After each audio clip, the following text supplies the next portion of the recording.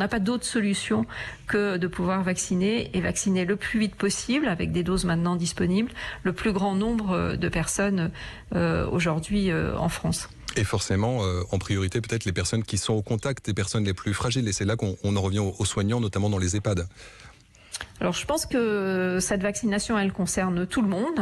Tous les Français sont concernés par cette vaccination. Il faut que les efforts portent bien sûr sur les personnes qui sont en contact avec des personnes fragiles. Je vais y revenir, mais cette vaccination doit concerner aussi l'ensemble de la population adulte française, en particulier les plus âgés, les plus fragiles, mais aussi les plus jeunes parce qu'ils sont source de transmission.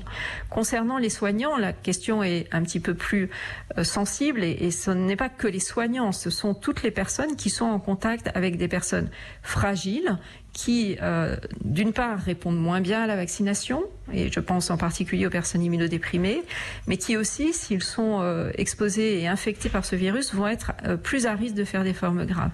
Et donc les personnes qui sont en contact avec ces personnes fragiles, c'est les soignants, mais c'est aussi les personnes qui travaillent en contact avec les personnes âgées. Ces personnes-là, non seulement doivent se faire vacciner pour se protéger elles, mais aussi pour limiter au maximum le risque de transmettre le virus à ces personnes fragiles qui sont elles-mêmes mal protégées par la vaccination.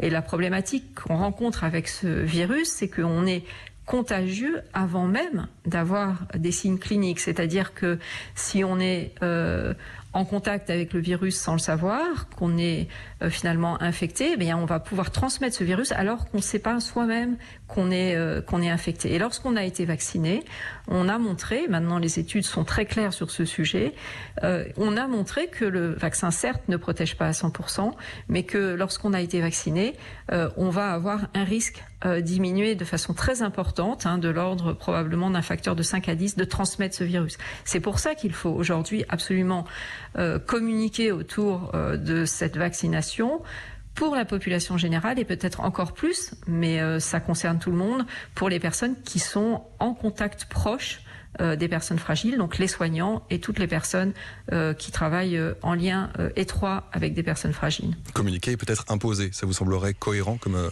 hypothèse, comme démarche ? Alors l'obligation, c'est toujours un aveu qu'on a échoué, en tous les cas, dans la communication et dans la persuasion qu'on peut avoir finalement d'arriver à une adhésion à cette vaccination. Encore une fois, ce vaccin, je comprends très bien qu'en janvier, on pouvait avoir des inquiétudes. On est maintenant en juillet, on l'a dit, vacciné 3 milliards de personnes dans le monde. On sait que ce vaccin est efficace, on sait que ce vaccin est sûr.